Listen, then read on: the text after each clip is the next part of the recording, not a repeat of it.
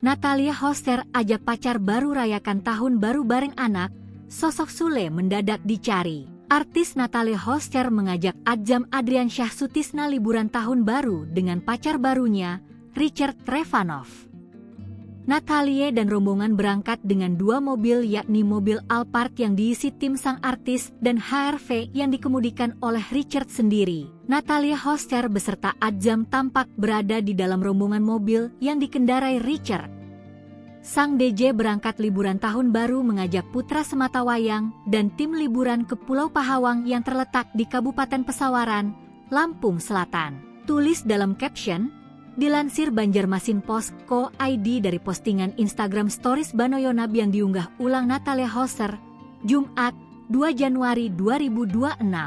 Lantas bagaimana dengan Sule? Tahun baru ala Sule berkumpul bersama anak, menantu dan cucu di sebuah villa pada 1 Januari 2026 kemarin. Terlihat mereka asik bakar-bakar makanan bersama Sule di sana.